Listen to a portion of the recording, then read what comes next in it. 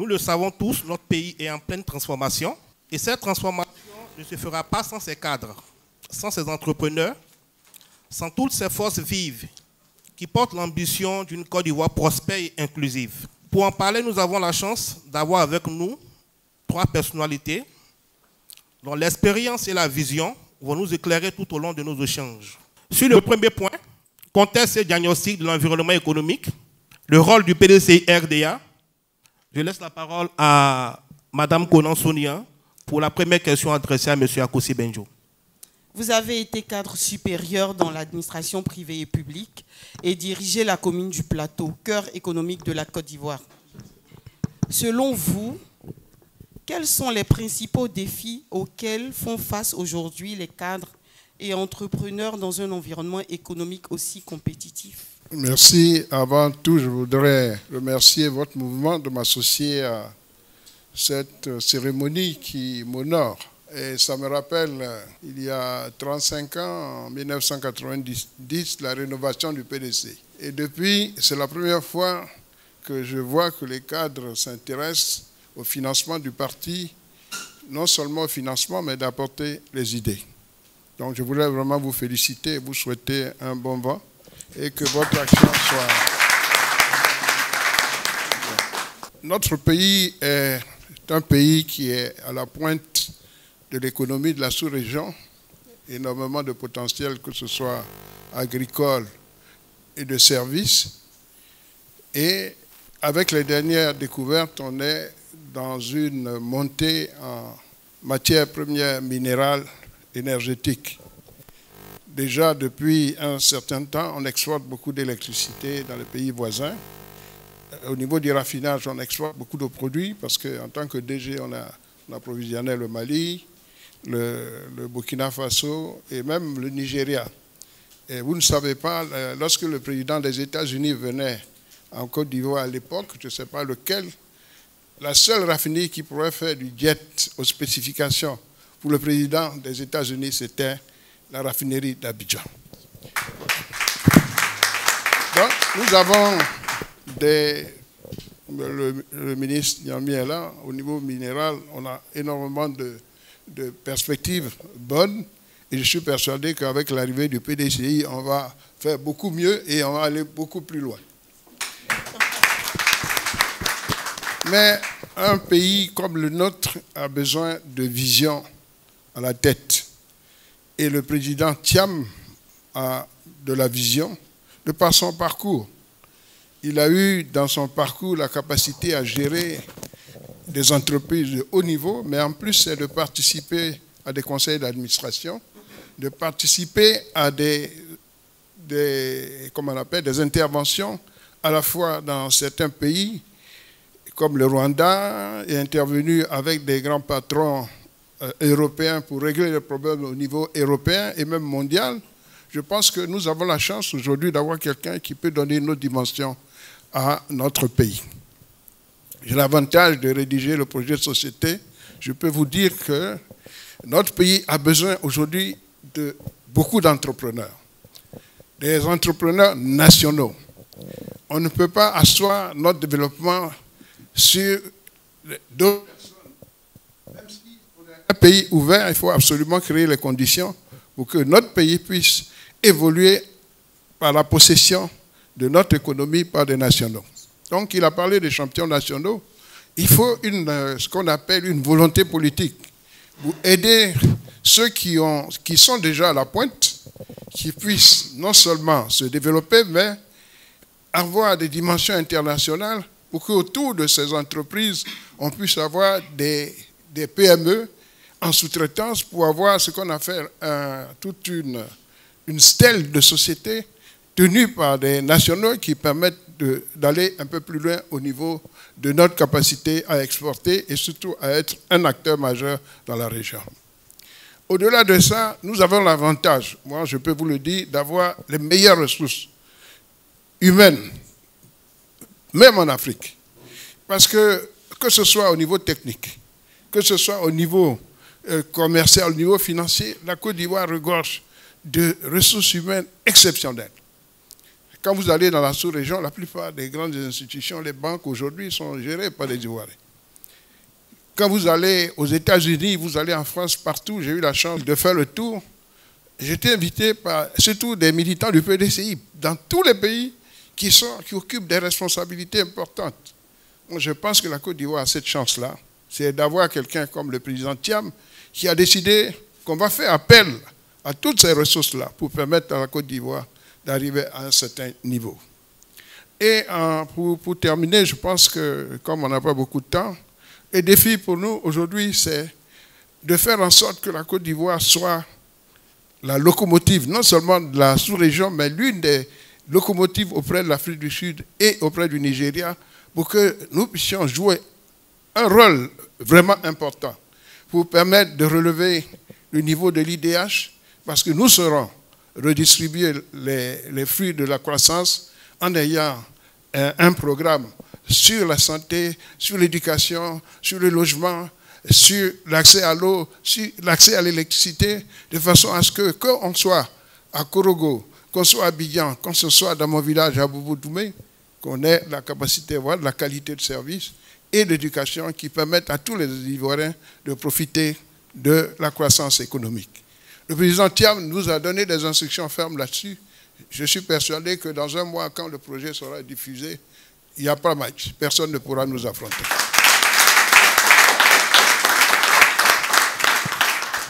Merci beaucoup, monsieur le maire. J'ai encore une deuxième question. À moi? Oui, bien sûr. Quel rôle le PDCI RDA peut-il jouer pour mieux accompagner les cadres et entrepreneurs dans la construction de la Côte d'Ivoire nouvelle? Bien, déjà, je l'ai dit un peu dans la première partie, nous avons un projet de société. Et je ne veux pas rentrer dans le projet de société, il appartiendra au président de nous dévoiler son projet de société. Mais il a dit, il faut absolument travailler pour que notre économie soit contrôlée par les nationaux. On ne peut pas espérer construire ce pays sans que les Ivoiriens eux-mêmes se prennent en charge leur avenir. Et c'est pour cela que je suis heureux qu'au sein du PDCI, on ait autant d'entrepreneurs, de cadres. Parce que ce que vous ne savez pas, c'est que lorsqu'on est entrepreneur ou cadre, on fait partie de l'élite du pays. Il y a un Talleyrand qui disait que quand je m'observe, je me désole, mais quand je me compare, je me console. Parce que vous êtes des cadres. Allez à Yopougon, allez à Boubou-Doumé, vous voyez que vous êtes sortis pratiquement du lot. Donc vous appartenez à une génération qui doit comprendre qu'il a un rôle important à jouer. Bon, ne pas dire qu'est-ce que j'attends de ce que je vais faire en politique, non. Il faut que vous vous impliquez dans la politique, c'est là-bas qu'on sert la nation. C'est là qu'on sert l'avenir. Et ma petite expérience depuis 90 a montré qu'on a le devoir, c'est notre obligation en tant que sortie du lot de tendre la main pour aider les autres pour que notre pays puisse disposer de ressources humaines de qualité. Si les cadres comme vous, qui êtes des exemples, vous vous engagez dans un parti comme le PDCI, qui est le meilleur parti de Côte d'Ivoire, si vous vous engagez, je suis persuadé que, en tout cas moi, mes enfants, mes petits-enfants et autres seront dans des bonnes mains parce que vous êtes là. Aujourd'hui, je suis rassuré, la relève est assurée en Côte d'Ivoire. Grâce au PDCI, et moi je peux aller me coucher au village à partir de demain. Parce qu'en vous voyant, je suis rassuré.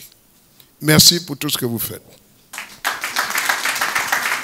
À M. Georges-Philippe Ezalé, 25 années après la perte du pouvoir par le PDCI RDA, à la suite d'un malheureux coup de force, pensez-vous que le PDCI RDA, avec à sa tête son président et candidat, Tidjane Thiam, pourrait se présenter aux cadres, entrepreneurs et jeunes talents comme le parti de l'avènement de cette nouvelle Côte d'Ivoire d'espérance pour tous ses fils et filles?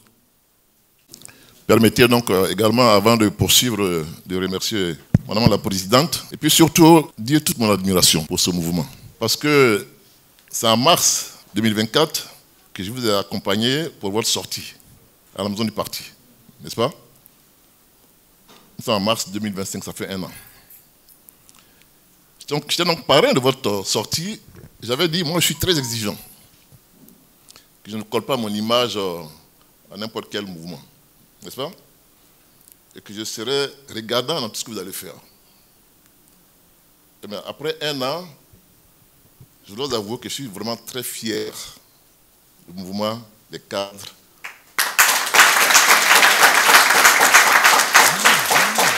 Non, mais sans démagogie, hein, en tout cas. Parce que, bon, j'avais dit, je voulais que vous augmentiez le nombre de vos adhérents. Je pense que ça a été fait. Mais surtout que je voulais vous voir sur le terrain. J'ai eu votre bilan, vous avez été sur le terrain. Mieux, vous avez eu un prix, n'est-ce pas, qui m'honore. Je vois même la présidente de Tiamis de Bassam aussi, que j'ai parrainé à leur sortie, qui a également eu un prix également ici. Donc, vous avez toujours un prix. Donc, bravo. Mais surtout pour ce projet extraordinaire que vous avez, donc, de pouvoir collecter de l'argent pour aider le parti. Alors, la question qui a été posée dit, 25 ans après, est-ce que le PDCI et son président peuvent aller avec les cadres et entrepreneurs pour une nouvelle Côte d'Ivoire d'espérance? Bon, alors, vous savez, quand on regarde l'histoire de ce pays, tout a été bâti par qui? Par le PDCI RDA. Et chaque fois, le PDCI RDA a fait en sorte qu'il y ait des cadres qui accompagnent les leaders politiques dans la construction de ce pays. Souvenez-vous déjà des compagnons de l'aventure 46. C'était une idée extraordinaire que le président Houphouët-Boigny avait eue d'envoyer des jeunes aller se former en France et de revenir pour être les cadres avec qui le PDCI avait commencé à travailler à l'indépendance. Parce qu'on aurait pu avoir l'indépendance, si on n'avait pas de cadres formés, on ne serait pas où on est. Donc, la vision déjà à ce niveau-là était très, très, très importante. Et ça, c'est le PDCI. Vous avez dit qu'on a quitté le pouvoir à 25 ans. Ça veut dire quoi? Ça veut dire que tous ceux qui ont plus de 25 ans, aujourd'hui, les cadres de plus de 25 ans aujourd'hui, ce sont les produits du PDCI RDA. Et ce sont ces cadres-là qui sont là.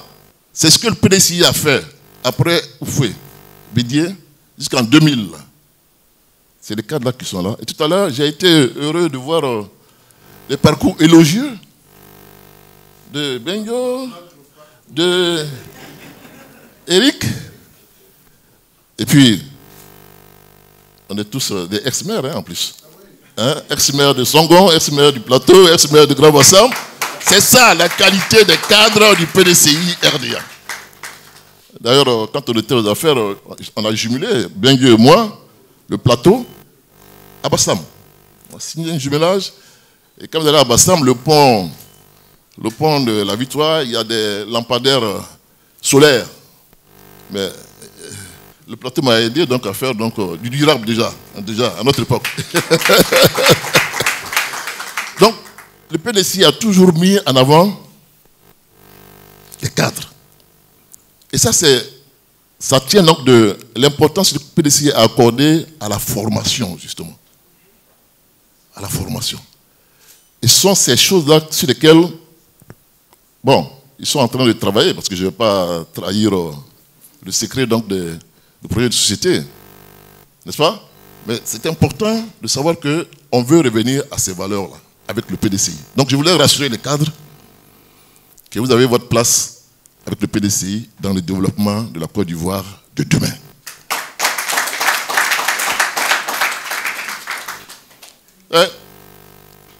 On était des cadres, et il a dit tout à l'heure, hein, il faut faire de la politique pour pouvoir aider la société, locale ou nationale. Et moi, j'ai ma petite histoire que je raconte souvent. j'étais jeune ingénieur, je suis arrivé, je travaillais dans le transport aérien, donc je voyageais en première classe gratuitement de temps en temps. Il m'est arrivé donc de faire un voyage Paris à Abidjan, en première classe. J'étais avec une personnalité d'Afrique. On a discuté, puis quand on est arrivé à Abidjan, il me dit, jeune homme, tu es très intelligent. Tu vas faire de la politique, non? Je le regarde, il dit, moi, jamais. Il dit, non, tu es très intelligent. Si tu ne fais pas la politique, demain, c'est des imbéciles qui vont décider pour toi. Donc, moi, je te recommande fortement de faire de la politique demain. Comme ça, tu seras donc dans les lieux de prise de décision au niveau local, au niveau national, etc., pour impacter le développement de ton pays. Et donc, c'est comme ça que je me suis retrouvé, à militer à la base, président du comité de base, secrétaire général de section, etc., pour faire vraiment de la politique, en même temps que donc, mon parcours professionnel. Donc, c'est important que les cadres que vous êtes là, il faut vous impliquer dans la politique. De vos villes, de vos régions, mais également donc, au niveau national. Et là, le PDCI vous donne vraiment toutes les possibilités pour cela. Toutes les possibilités. Vous savez que c'est inscrit dans nos statuts. Hein. À l'époque, il y avait donc les commissions techniques nationales. Il y avait même un secrétaire exécutif chargé des commissions techniques nationales. Il y avait une vingtaine de commissions techniques nationales de tous les secteurs d'activité du pays. Il faudrait aller voir dans les statuts. Et c'était des cadres, justement, de tous les secteurs d'activité, santé, etc., énergie. Tout cela, on les amenait donc à réfléchir, à travailler ensemble. Et c'était le vivier dans lequel on puisait pour des choses au niveau. Donc, et je pense que c'est des choses qui vont forcément revenir. Donc, je voudrais vous rassurer, le PDCI, les cadres ont toujours leur place dans le PDCI depuis le début. Quand le président Houphouët-Boigny a envoyé déjà donc, ces personnes sorties de leur trou de village pour se retrouver en France, pour apprendre et revenir se mettre au service de leur pays. Aujourd'hui, cette aventure va donc se poursuivre.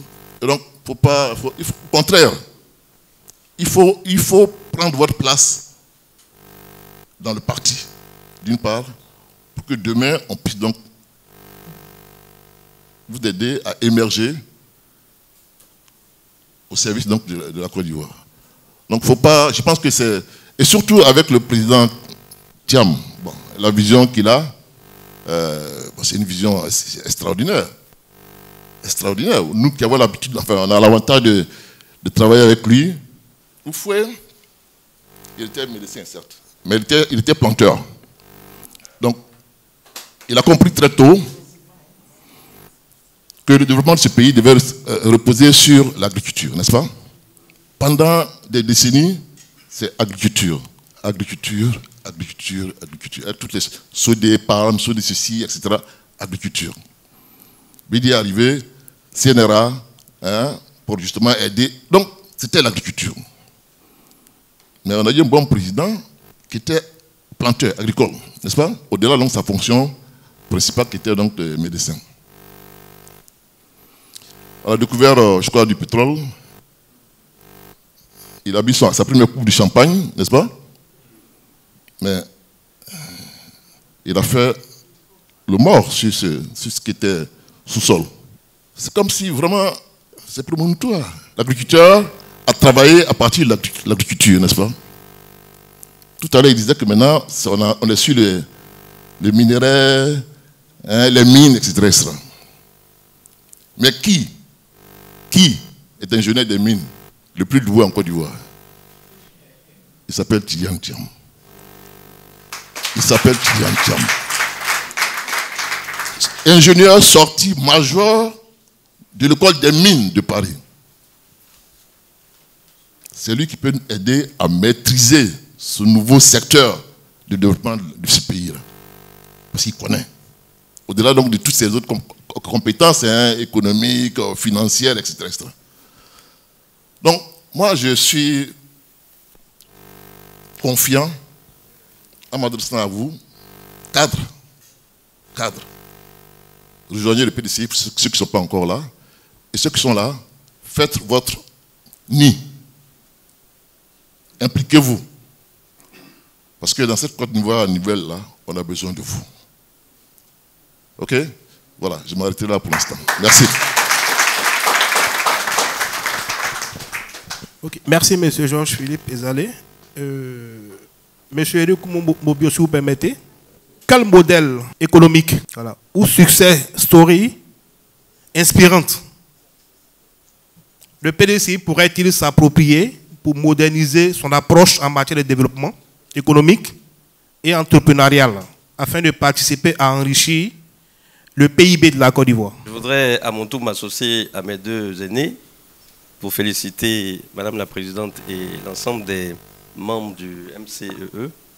Je crois que je suis directement le plus intéressé par cette cérémonie puisqu'il s'agit de lever des fonds et que c'est une partie donc de mes fonctions immédiates.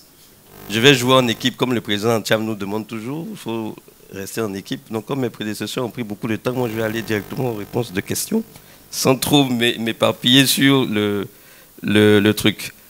Le modèle économique, bon, les pays cibles, on était à l'époque, dans les années 70, autour des gens comme les dragons sud-asiatiques, Vietnam, Malaisie. En Afrique, ici, c'était le Maroc qui était notre benchmark. Et donc, à l'époque, on était devant eux, sur beaucoup d'aspects.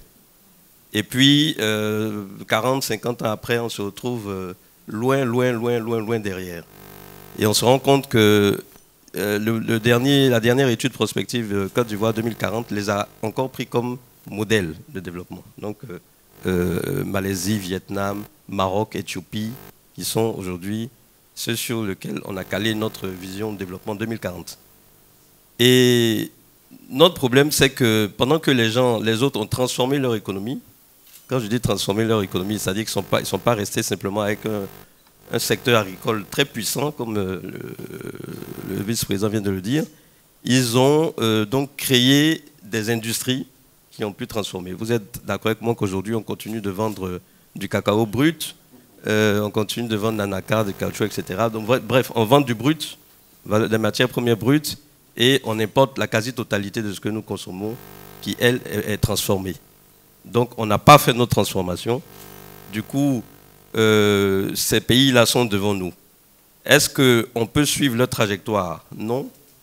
On peut les prendre comme référence, mais suivre leur trajectoire, ça va être compliqué parce que ce qu'eux, ils ont fait pour permettre l'industrialisation de leur économie, aujourd'hui, les conditions ne le permettent pas. À l'époque, le capital, le facteur travail était très important dans la production de biens.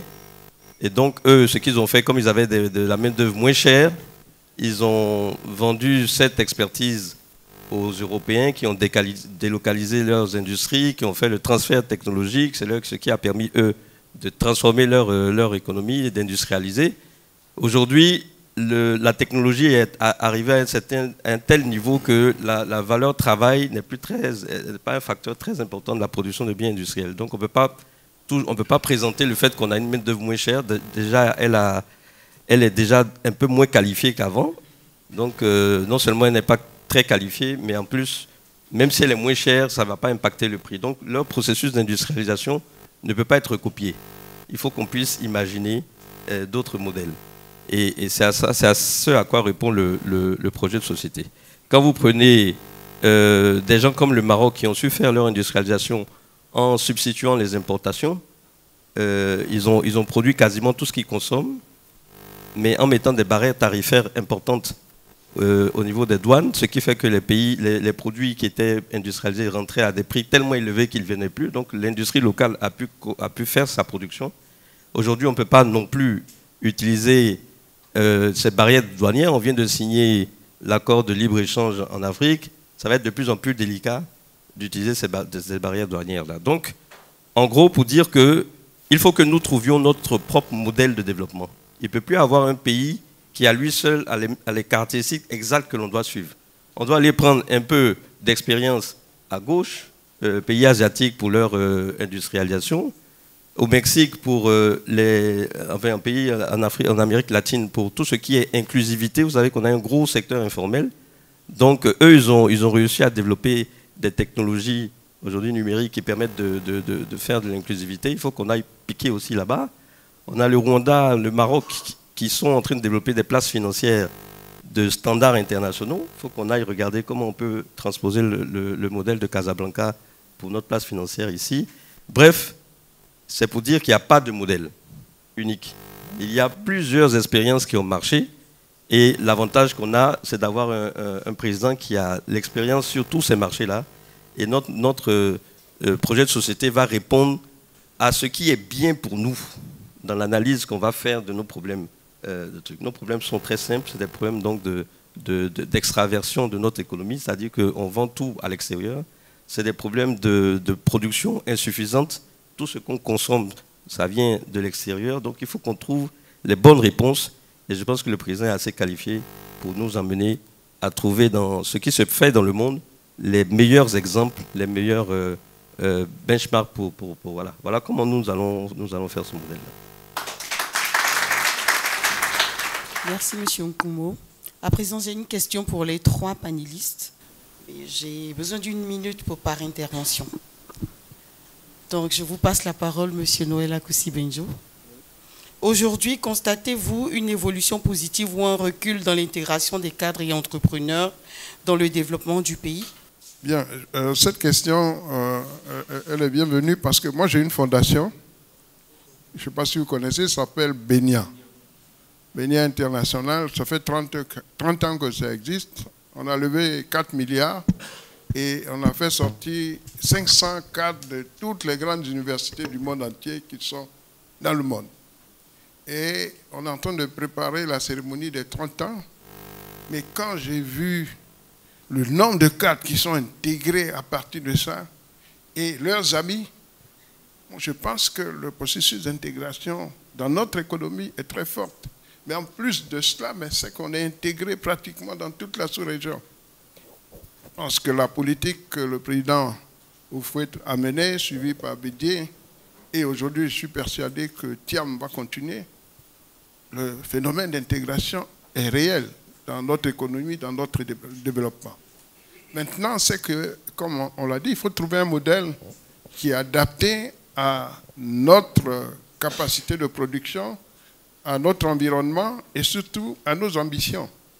On a la chance aujourd'hui d'avoir un président qui est de ce monde, une des personnalités les plus averties parce qu'il a l'expérience européenne, il a l'expérience asiatique, il a l'expérience américaine du Nord et il parle souvent du Mexique, ainsi de suite, il a une arche. Donc, je pense qu'on doit profiter de cela pour avoir une meilleure intégration.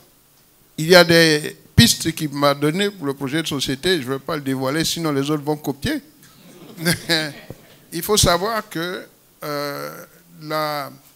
on a quand même une économie qui est à 80-90% informelle. Il faut formaliser. Aujourd'hui, il en a parlé, il y a des technologies nouvelles qui permettent d'avoir une formalisation plus grande de notre production. 2, il y a ce qu'on appelle des pôles importants de production dans tout le pays. C'est réparti, que ce soit dans le caoutchouc, que ce soit dans l'anacarde, il y a du potentiel.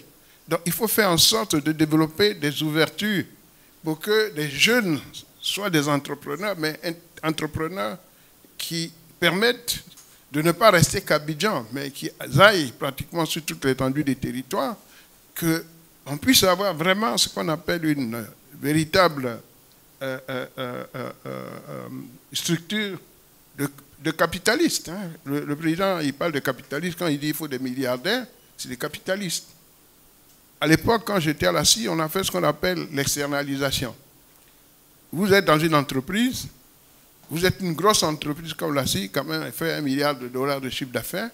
Donc, on a beaucoup de possibilités de prendre des Ivoiriens et puis leur donner des contrats à partir de leur expertise pour leur faire de l'externalisation. C'est-à-dire que nous, on est des raffineurs, mais on a énormément de travaux de mécanique. Donc, on a pris les Ivoiriens, on les a mis ensemble, on leur a fait créer une entreprise et on leur a donné un contrat sur 10 ans pour qu'ils achètent du matériel et qu'il emploie beaucoup d'autres autour d'eux. Je pense que les pistes de capacité d'intégration des cadres dans notre économie pour développer le pays, ces pistes sont énormes. Il faut tout simplement qu'on arrête de parler de la nationalité des gens, ainsi de suite, et puis s'intéresser vraiment à la vie et à l'avenir de nos enfants et de nos petits-enfants. Je pense qu'il y a des pistes et je sais qu'on le fera à partir du 25 octobre 2025. Merci beaucoup. Je passe la parole maintenant à M. Georges-Philippe Ezali. Alors, l'intégration des cadres. Bon, vous savez, quand on regarde aujourd'hui, il y a plein de cadres qui sortent d'école, hein, mais est-ce qu'ils arrivent à trouver des emplois qui conviennent à leur qualification? C'est une question. Je ne le pense pas. Alors, si tu parles des emplois, il faut peut-être voir comment on peut les transformer en entrepreneurs. Donc, il faut pouvoir les accompagner justement en ce moment-là à créer leur entreprise. En cela que votre mouvement est bien indiqué, cadre et entrepreneur. Donc, pour moi, ce n'est pas suffisant. Et, bon, sans trahir également le secret, il y a des pistes pour mieux intégrer justement les cadres dans le développement de notre pays. Et le PDCI a donc ce projet également dans le cadre donc du projet de société qui sera donc révélé. Mais il faut même aller plus loin. Et il a dit tout à l'heure, après des fois les gens se retrouvent dans l'informel. Le gars il a un diplôme de 100, mais comme il ne trouve pas il se retrouve à faire des cabines de Western Union ou des choses comme ça, alors que ce n'est pas sa formation. Donc là également, il y a une réflexion à avoir, toujours dans le souci d'une meilleure intégration. Mais tout ceci se pense en amont pour qu'il y ait une coïncidence donc avec ce que sur le marché, ces cadres-là donc auront comme opportunité. Et donc, oui, il y a encore du boulot à faire. Et le PDCI, de par l'expérience justement mondiale, en fait, de son leader, étudiant en termes aujourd'hui, on a donc des modèles qu'on peut utiliser pour arriver à une meilleure intégration donc, de nos cadres dans le développement de notre pays. Voilà ce que je peux dire. Merci beaucoup. À vous, monsieur Nkumo. Deux mots. Est-ce que la situation est meilleure? Je pense que non. Les cadres sont moins bien traités. Ne serait-ce que par rapport à la politique de comment ils appellent ça, de la chaise, comment ils appellent ça, du fauteuil, comment ils appellent ça, du tabouret, et puis de cette vilaine affaire de rattrapage ethnique. Ça a complètement déstabilisé le marché du travail. Il faut faire une réforme du marché du travail pour permettre à ce que l'accès à l'emploi public ne soit pas relatif ou ne soit pas dépendant de la coloration politique des uns et des autres. Donc ça, aujourd'hui, les nouvelles technologies encore permettent de ne pas avoir l'intervention de l'homme au cadre de faire autre chose que d'avoir à aller se soumettre aux autres pour pouvoir être embauché. Et entrepreneuriat, je pense que l'État doit pouvoir aider en réduisant les délais de paiement, par exemple, pour tous ceux qui travaillent avec la commande publique. Aujourd'hui, le plus gros, celui qui fait travailler les entrepreneurs, c'est en général, c'est l'État. Et si l'État met des conditions de paiement qui sont insupportables, je pense qu'on réduit encore les chances. Donc vraiment réformer le marché du travail et puis faciliter l'accès aux emplois publics par des concours objectifs. Et puis maintenant les conditions de financement des marchés publics, de paiement des marchés publics, ça aussi c'est quelque chose qu'il faut qu'on regarde. Merci beaucoup. Souvent on pense que seules les grandes fortunes peuvent peser dans une élection. En réalité, comment structurer une contribution collective qui ait un impact réel? Ok, la question est vaste et profonde. Donc je voulais déjà féliciter vraiment ce que vous faites. Aux États-Unis, en tout cas à la dernière campagne, les structures de financement des partis sont structurées de la façon suivante. Vous avez des individus vous avez ce qu'ils appellent des PAC, et puis vous avez des super PAC, c'est-à-dire des comités d'action politique et puis des super comités d'action politique. Ça veut dire que le financement d'une campagne, c'est toujours le fait des militants ou des sympathisants ou des associés. Il doit être complètement révolu le temps où le président du parti est le seul sur sa cassette personnelle à financer. Je ne crois plus qu'on ait ce type de profil demain. C'est pour ça que, résolument, le chemin que vous avez emprunté est un chemin qui est le bon. La loi sur le financement des partis politiques ici dit que les organisations, les personnes morales ne peuvent pas financer directement des partis. Donc ça veut dire qu'à la différence des États-Unis où c'est des entreprises qui peuvent financer, ici, c'est interdit. Donc c'est forcément des personnes physiques. Quand on met ça, plus le contexte répressif dans lequel on est, où dès que tu clignes, même pour faire une photo avec un membre du PDCI, c'est compliqué. Tout à l'heure, il y a l'informaticien qui disait même remplir une fiche d'adhésion au PDCI, c'est compliqué. Est-ce qu'il faut faire un appel de fonds généralisé comme ça se fait aux États-Unis, où les gens ils achètent des bases de données, ils vous envoient des mails, ils vous envoient du phoning, etc. Mais quand tu ne connais pas une personne, jamais tu vas pouvoir lever des fonds comme ça, parce que tu ne sais même pas à qui il parle. Et demain, son nom va se retrouver quelque part. Donc, ça suppose que la sollicitation financière des individus, elle se fasse de façon décentralisée par cercle concentrique. Monsieur Alain connaît Paul, Paul connaît Pierre, Pierre connaît Jacques, etc. Donc, c'est comme ça que ça va s'infuser et que les gens seront dans un environnement suffisamment confiant pour pouvoir donner de l'argent en toute confiance. Ça, c'est le dispositif sollicitation. On a quelqu'un qui est vendable. Vraiment, on n'a pas de problème de produit à vendre puisque vraiment présent tiers, mais toutes les qualités sont réunies. Et puis ensuite, il faut de la transparence dans les systèmes de collecte des fonds. Et là, le PDCI, sur instruction du président, a développé un outil de collecte de fonds qui peut être complémentaire de du lien que vous avez présenté tout à l'heure, qui peut amener directement sur ce lien-là, qui s'appelle IPDCI. Mais dans IPDCI, il y a une partie adhésion, mais il y a une partie don.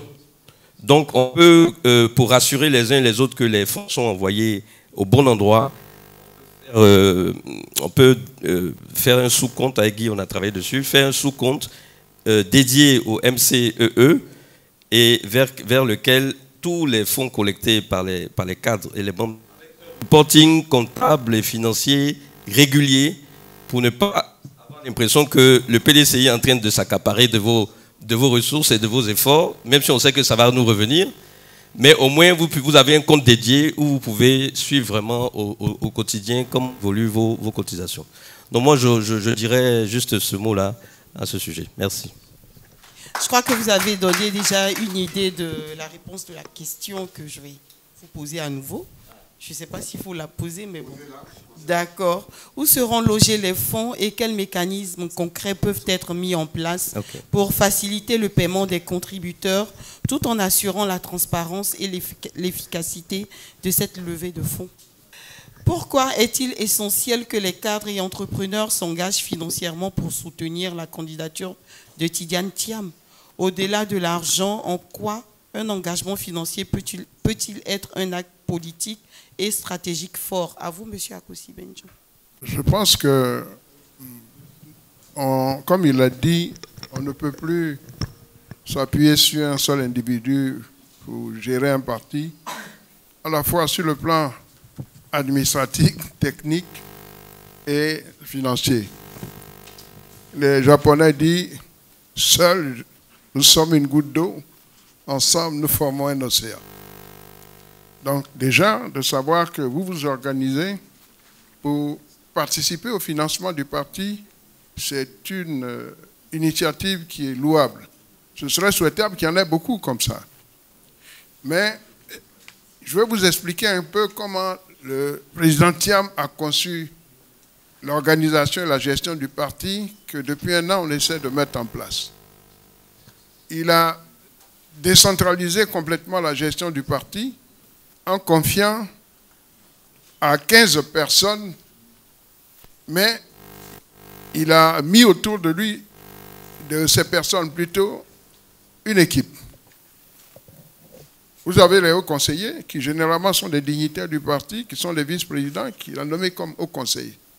Le souci, c'est qu'on forme ce qu'on appelle toute une organisation qui permette de faire face aux besoins d'encadrement du personnel politique, à la fois sur le plan technique que sur le plan financier. Il a allé même plus loin, il a créé ce qu'on appelle les CRG, la cellule de support au district. C'est essentiellement des cadres. L'esprit, c'est qu'au lieu que ces cadres restent à Abidjan ou qu'ils aillent de temps en temps sur place à l'occasion des funérailles, mais qu'ils considèrent qu'ils ont une mission autour du haut représentant. Passez un peu dans le district de Lagune. Le ministre Yapo Kalis a mis en place une organisation, un système de levée de fonds dans le district. Quand on voit le budget de collecte de fonds qu'ils ont fait, je n'ai jamais vu ça. Les montants sont énormes. Et ils ont commencé d'aider là. Ils peuvent nous donner les chiffres. Je crois que vous parlez de 500 millions. 500 millions. Objectif. Il y a 14 districts. Si chacun a réussi à collecter 500 millions, ça fait 7 milliards, si mes calculs, je suis encore 15 fois 500 millions. Ça fait 7 milliards 500 millions. Donc, on a conçu l'organisation du parti pour permettre à ce qu'il y ait une décentralisation de l'organisation avec des allocations de pouvoir.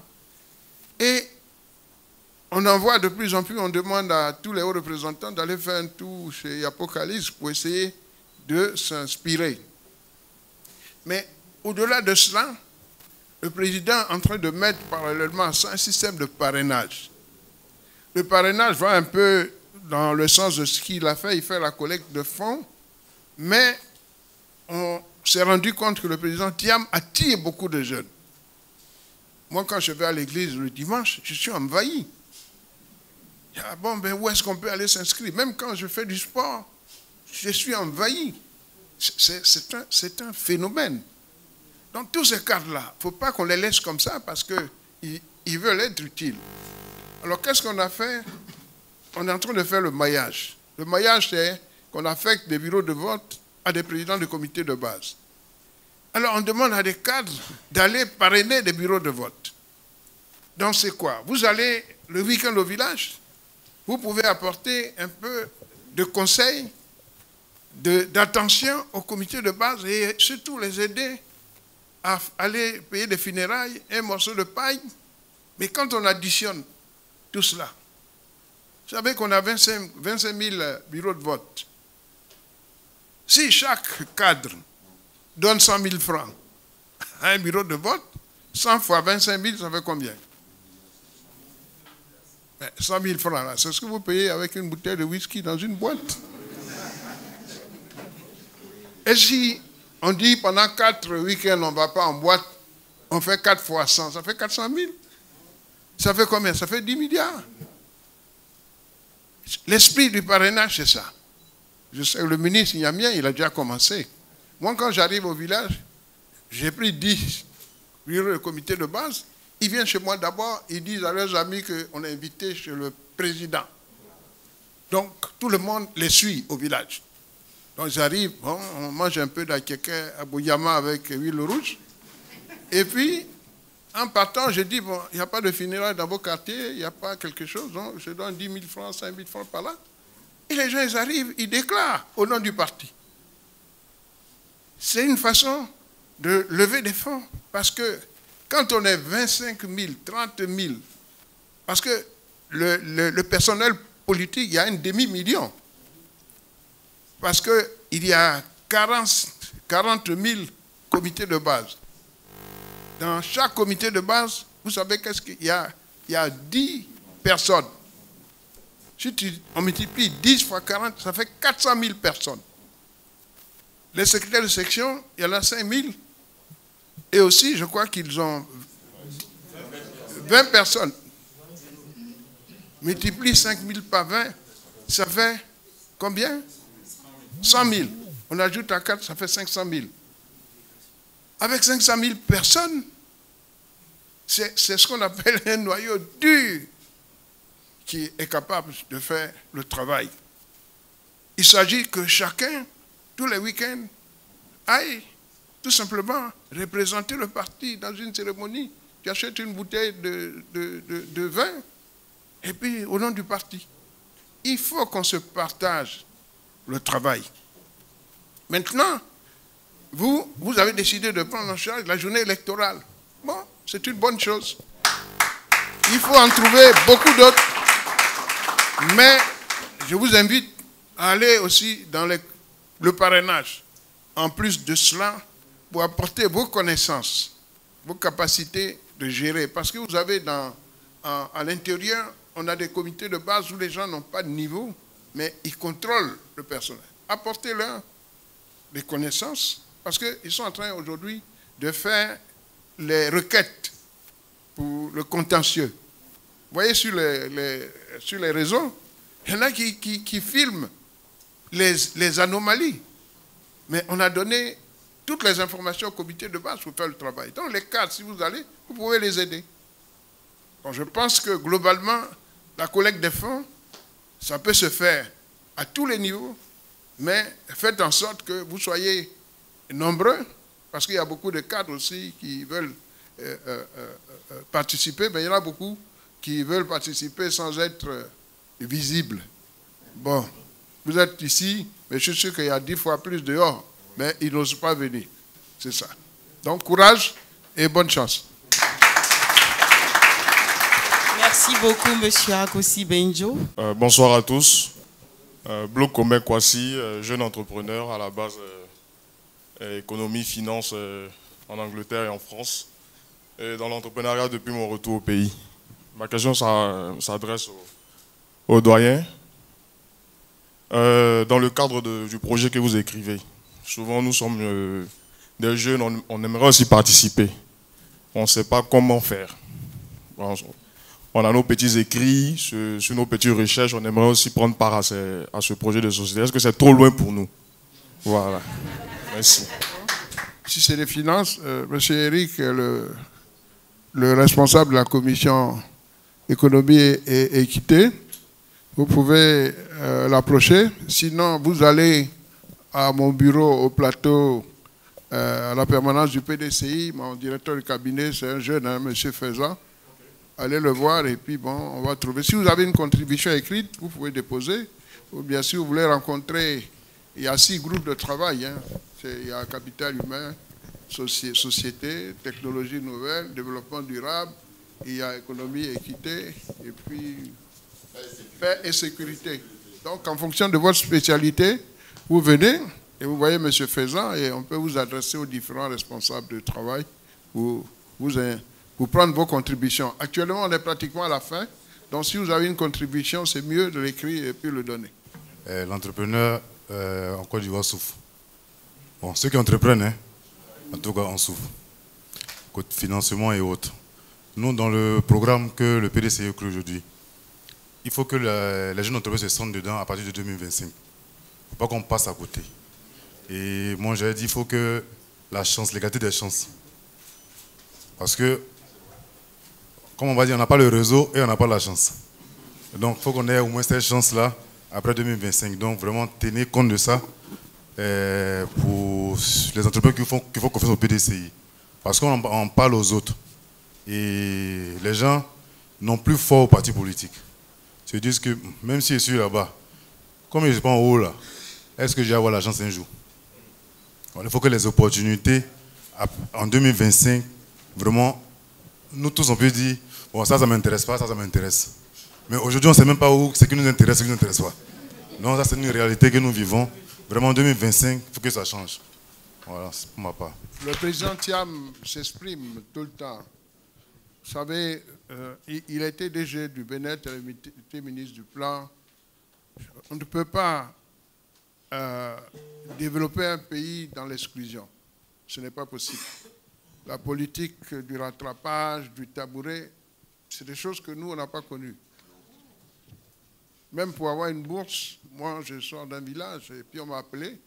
On m'a dit, ah, tu as des bonnes notes, tu vas aller au Canada. Bon, moi, je n'ai jamais été, même en France, on me dit, je vais au Canada. Bon, je suis allé, je suis revenu. On me dit, tu es affecté à la CIR. À cause de mes notes. Et puis, j'ai fait ma carrière. Je ne connaissais pas quelqu'un. Je suis devenu directeur général. Donc, le PDCI, c'est ça. C'est ce que nous allons instaurer. Tu mérites quelque chose, on te le donne. Tu mérites une place, tu l'auras. Le président Thiam, qui allait s'asseoir au niveau des grands banquiers, c'est quelqu'un qui sait qu'est-ce que c'est que le travail et le mérite. Moi, je suis avec lui tous les jours. Il me dit, Benjo, je sais que tu peux faire, vas-y. Et c'est un monsieur qui t'encourage tout le temps. Il ne fait jamais de remarques négatives. Tu fais quelque chose, même si ça ne suffit pas, il dit non, c'est bien, félicitations, mais si tu peux aller un peu plus loin, et après, il te félicite toujours. C'est un esprit différent. Je pense qu'on a la chance d'avoir des personnes qui se sont, en fait, qui se sont réalisées, qui n'attendent pas après la politique pour devenir quelqu'un. On a déjà fait quelque chose. On ne veut pas devenir quelqu'un. Vous avez vu M. Ezaleh, qui est son conseiller spécial, il a occupé toutes les responsabilités. Il a été maire. Lui, il était DG de la banque. Il a été maire. Aujourd'hui, qu'est-ce qu'on fait pour créer les conditions pour que chacun d'entre vous s'épanouisse? Pour nous, c'est une responsabilité. Et puis, si vous êtes un peu croyant, lorsque Dieu vous amène à ce niveau en vous sortant d'un village, il n'a pas fait ça pour vous-même. Il vous observe. Donc, c'est un talent. Dans ce talent, il faut le faire fructifier dans l'esprit de la justice. Et tous ici, on raisonne comme ça. Et je pense qu'on ira dans cette zone. Merci. Merci. Une intervention. Oh, non, je voulais juste ajouter au fait que c'est vrai que, vous savez, c'est pour ça qu'il est important de s'impliquer dès maintenant. Parce que le MCE, vous êtes membre du MCE, c'est pas ça? Donc il y a une base de données, n'est-ce pas? Qui va être créée. Demain, on va dire, bon, on a besoin peut-être d'avoir... c'est pas une affaire de comme ils font des rattrapages, hein? Mais pour l'efficacité de ce qu'on veut faire dans tel secteur, dans tel domaine, où est-ce qu'on peut le pêcher? On va avoir les bases de données. En plus, si vous avez aidé, c'est encore mieux, non? C'est pas ça? Donc, je veux dire, il n'y a rien qui est fortuit, qui est gratuit. Impliquez-vous. Impliquez-vous. Et demain, ça va payer. Et comme il dit, bon, moi j'ai eu l'avantage de connaître ce monsieur-là, il y a 30 ans en arrière. Tidjane Thiam. Ouais, c'est ça la force du PDCI. Il était en France, hein, il n'était pas en Côte d'Ivoire. Hein. Mais le PDCI voulait un cadre. Bédier voulait un cadre après donc, le décès du président Mapoué. Bon, il a regardé, il a fait un benchmark, il a regardé. Il dit, il faut aller me chercher Thiam. Il a envoyé des gens à aller le chercher. Le monsieur, il avait un travail là-bas. Hein. Il a appelé, bon, viens nous aider. Par son profil. 94, avril. Il nomme Thiam directeur du BINET. Enfin, DCGTI, à l'époque, il devient BINET après. Moi, j'étais sous-directeur à la NAM. Je ne connaissais pas Bédier. J'étais là, on m'appelle un matin, on dit, bon, envoie ton CV. J'envoie mon CV. Et puis 2 semaines après, en avril, là, bon, lui, il a été nommé en avril, en mai 94. On dit, Conseil des ministres, tu es nommé directeur de la NAM. Aïe. Mais qui a donné mon nom là-bas? C'est ça le PDCI. On regarde les valeurs que tu représentes. Et donc, en 94, 95, Bédier lance le programme pour tous, le bonheur pour chacun, avec sa campagne. Et puis on lance le projet donc, des 12 travaux de l'éléphant d'Afrique. Mais c'est qui? C'est Thiam, n'est-ce pas? Et le premier des 12 travaux de l'éléphant d'Afrique, c'est l'aéroport international d'Abidjan. Moderniser l'aéroport international d'Abidjan. Donc la NAM je gérais tous les aéroports, Abidjan, tout ça là, en tant que directeur de la NAM. On dit, bon, dans le cadre de 12 travaux, on va sortir l'aéroport d'Abidjan, moderniser, permettre à des privés d'investir, de le développer. Et c'est Thiam et moi qui avons fait ça. En 1996, on a fait en sorte que le premier des 12 travaux soit réalisé à travers Aéria. C'est là qu'on a créé Aéria. Et donc, une fois qu'on a sorti l'aéroport d'Abidjan pour créer Aéria, on restructure la NAM et on crée la Sudexam après. Donc, moi, on se connaît depuis 1995, mais j'ai été frappé par il a une intelligence extraordinaire, ce monsieur-là. Je ne sais pas comment on peut dire. Il n'est pas intelligent, il est smart. Mais c'est ça qui te frappe d'abord. C'est pour ça que je ne suis pas surpris que quand il est allé en Europe, facilement les gens l'ont compris. Parce qu'il est brillant. Il avait un petit carnet, il notait tout. Tout. Toujours. Une mémoire d'éléphant. Mais vous m'avez dit ça la dernière fois. C'est extraordinaire ce monsieur-là. Quand on a fini de négocier la convention de concession là, avec les Blancs, là, à la fin, le président, le chef de la délégation, il est venu nous voir et me dit, mais vraiment, on a négocié des accords hein, en Amérique du Sud, etc., etc. Mais avec vous, là, on a été soufflé. Vous, il dit, bon, je vous félicite, vous et votre collègue donc, du BNET. Parce que vraiment, on a senti qu'on avait des répondants devant nous. Blanc qui te dit ça. Donc ce monsieur-là, on ne joue pas. Et puis, donc, bon, nous, on était... Mais c'est lui qu'on a sorti après pour être ministre. Nous, on est resté directeur, mais lui, il est parti être ministre. Oui, c'est le plus doué de notre génération. Parce que ce n'est pas génération. C'est le plus doué de notre génération. Il ne faut pas avoir un complexe. Il est doué, ce monsieur-là. Il est doué. Et moi, je le dis sans... Parce que j'ai dit, on s'est connus il y a 30 ans. On a travaillé ensemble sur ce dossier-là. Et j'ai vu sa capacité. Il n'était pas un spécialiste de l'aviation civile, mais il avait un don d'analyse et de synthèse extraordinaire. Donc, vraiment, avec lui, on ira très loin. Vous comprenez? Parce que, et je vais terminer là-dessus. Aujourd'hui, les 12 travaux de l'État d'Afrique, 95-96. On devait faire quoi? L'aéroport d'Abidjan, on l'a fait. N'est-ce pas? Azito, il a fait. Le troisième pont, c'était bouclé, hein? N'est-ce pas? Bon. Mais après, les autres, le parc d'exposition, mais c'était dans d'autres travaux, ça a été fait par les autres. Mais c'est lui qui en est le concepteur. N'est-ce pas? Ensuite, après, il y avait quoi? Le pont de Yopougon qu'ils sont en train de faire maintenant, là. C'était dans les 12 travaux du Fonds d'Afrique. Le stade EBMP, c'était dans les 12 travaux du Fonds d'Afrique. Et Anyama, le truc de l'abattoir de Nyama, c'était dans 12 travaux. C'est maintenant qu'on est en train de faire tout ça. Mais le penseur, le concepteur du développement du pays, de la Côte d'Ivoire, en 95-96, il s'appelle Tidiane Thiam.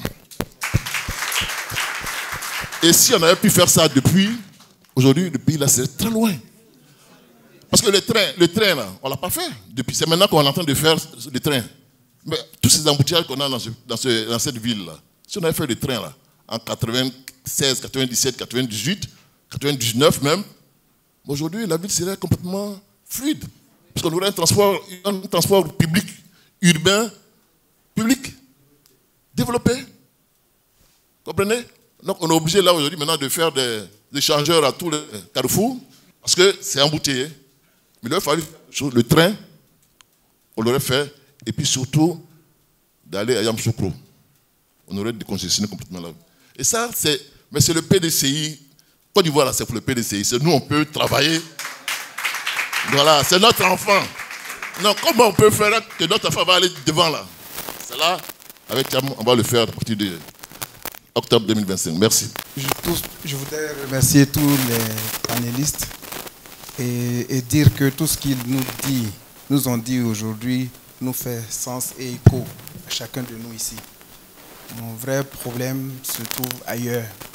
Et peut-être ce n'est pas le thème d'aujourd'hui, mais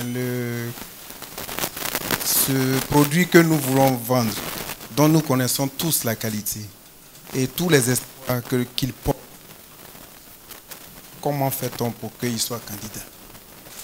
Parce que ce n'est pas l'excellence aujourd'hui en termes de qualification qui est en train de jouer. C'est même entre griffes les minables qui ne veulent pas que l'autre y monte. Est-ce que vous qui êtes là, qui menez le PDCI, est-ce qu'on est organisé pour faire face? Parce que moi, je suis inquiet. C'est juste ça que je voulais poser comme... Si tu faiblis, ton adversaire te passe dessus. C'est pour ça que depuis 1 an, on s'organise, on se structure. Je vois mon fils qui se débat, tu le vois, Dia. Il se débat, il est allé à la justice. Il faut que chacun se lève, qu'il joue sa part.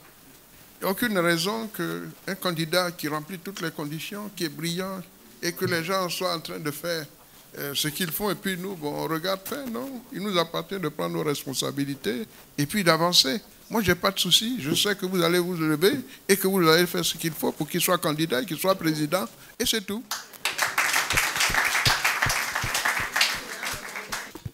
Bien, enfin, je pense que tout dépend de nous, comme il a dit. Parce que ce n'est pas juste une affaire de direction du parti. Est-ce que nous voulons que les choses changent dans ce pays? C'est de ça qu'il s'agit. Parce que je ne suis pas sûr que même tous les membres de MCE, là, vous n'êtes pas tous forcément militants du PDCI, il y a peut-être beaucoup de sympathisants également. Comprenez?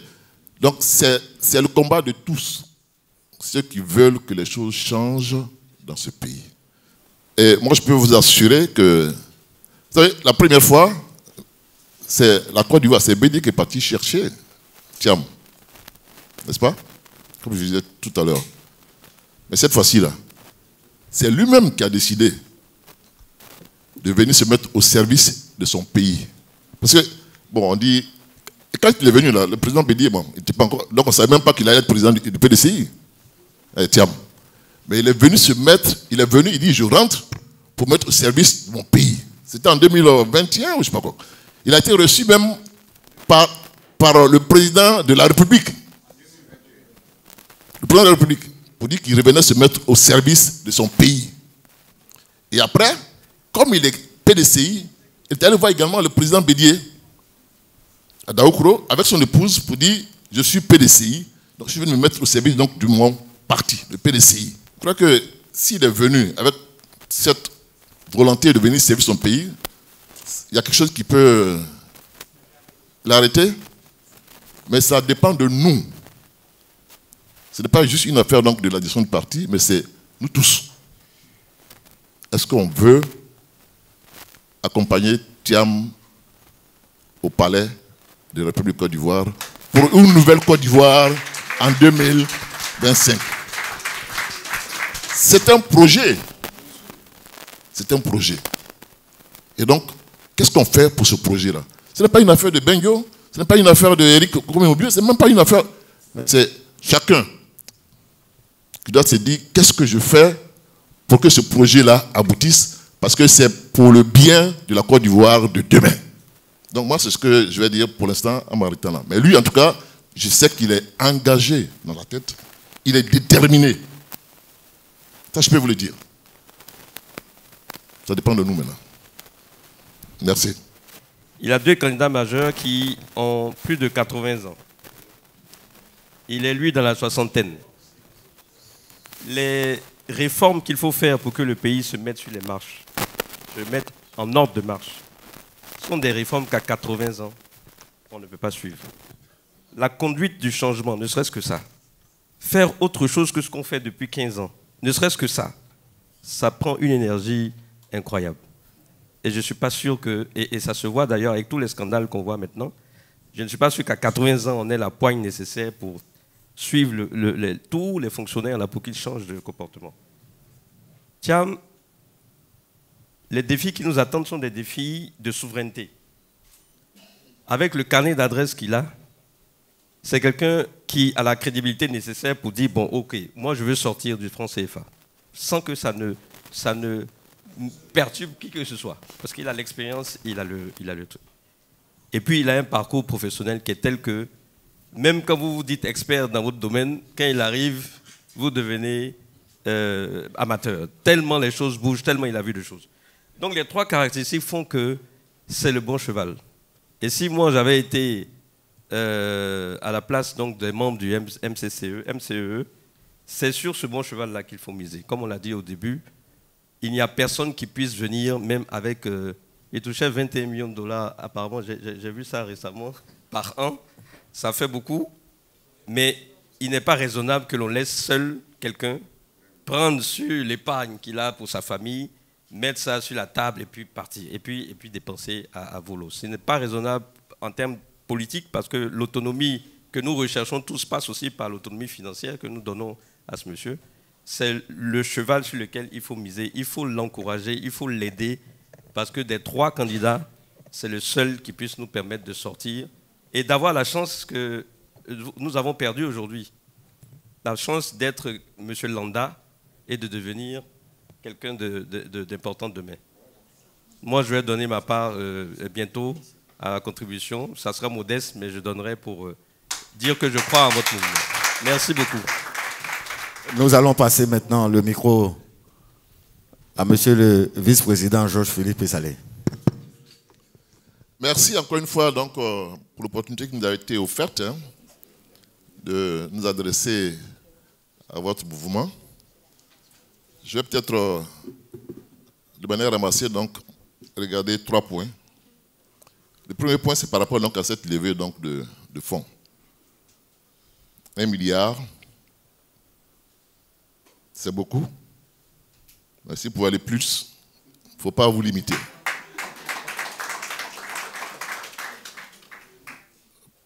Vous comprenez? Et c'est tout à fait régulier et légal.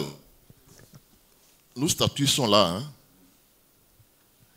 Et ça indique très bien que les ressources d'un parti, ce sont les droits d'adhésion, les cotisations, etc., etc., les dons et legs. Donc, ça veut dire que ce n'est pas en train de faire quelque chose d'illégal. Donc, je voudrais vous encourager donc à cela. Mais si vous pouvez aller plus loin, ce serait bien. Par rapport à notre champion, moi, je dis, il faut croire à son leadership, son parcours, sa vision, on a tout dit. Aujourd'hui, là, c'est la personne idoine pour conduire cette Côte d'Ivoire nouvelle. Parce que ce qui a été fait, la dernière fois je le disais, hein, après Oufoué, c'était le parti unique, on a dit. C'est ça? Oufoué, c'était le parti unique. Mais après lui, le PDCE est resté au pouvoir 6 ans. Bédier. C'est pas ça, de 94, on nous appelle coup d'État. 6 ans. Après lui, Babo. De 2000, bon, Gueye, bon, c'est une transition. Il n'y a pas de président élu. Babo, de 2000 à 2010, 10 ans. FPI. RADP, de 2011 à 2017. Qui a le moins gouverné ce pays-là pendant ces 30 ans? C'est le PDCI RDA. C'est pas ça? Donc les choses doivent s'équilibrer. Il faut que le PDCI revienne au pouvoir, même pour rattraper ce qu'il a perdu dans la gestion de ce pays-là.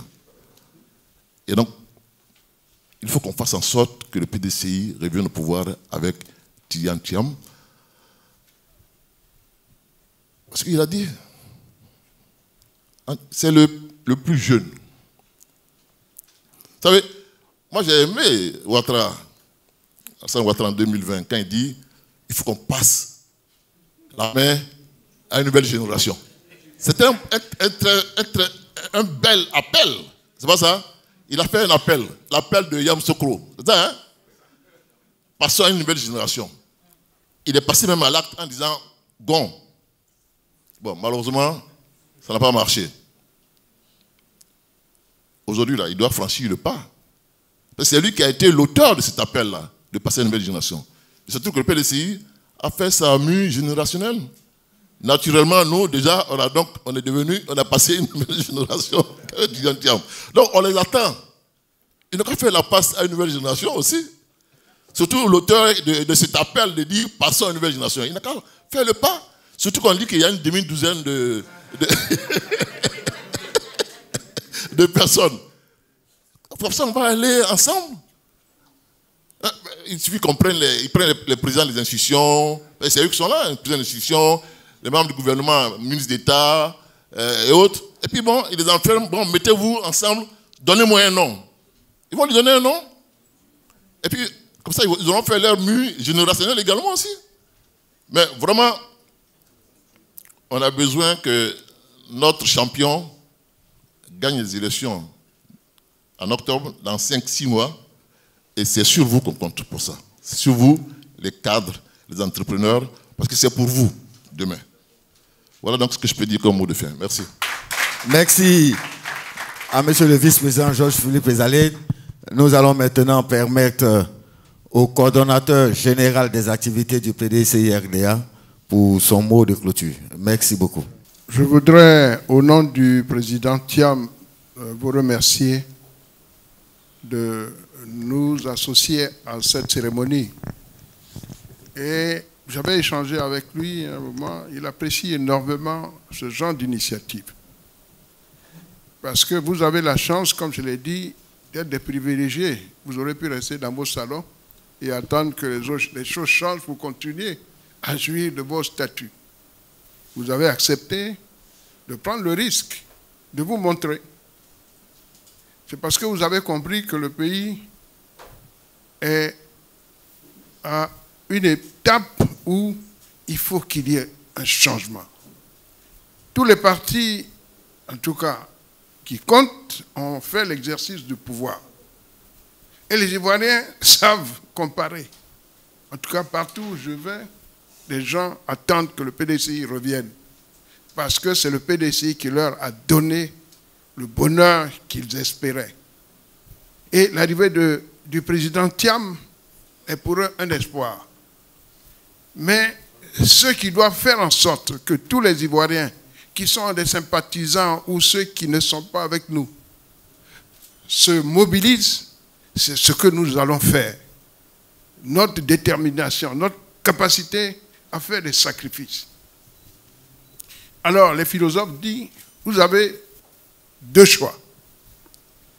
Un choix qui vous amène ce qu'on appelle la douleur du regret, c'est-à-dire que tu souffres après éternellement, parce que j'aurais dû, si je savais, je serais sorti, je serais à la maison du parti. Ça, c'est la douleur du regret. Ça, c'est éternel. Maintenant, il y a la douleur de la discipline. C'est-à-dire que tu te dis que dans 7 mois, on doit changer.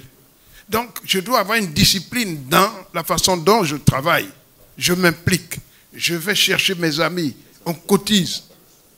C'est une discipline qu'on doit s'appliquer. Mais cette discipline-là, elle a toujours une fin parce qu'il y a le bonheur après ça. Donc, je vous demande de choisir la douleur de la discipline. De continuer à vous discipliner, à venir après le travail, vous réunir, passer chez vos amis, passer partout pour collecter des fonds, aller chercher des gens qui vont venir voter, ainsi de suite. Je crois que cette discipline-là, elle a une douleur qui a une fin, et la fin, ce sera le 25 octobre 2025.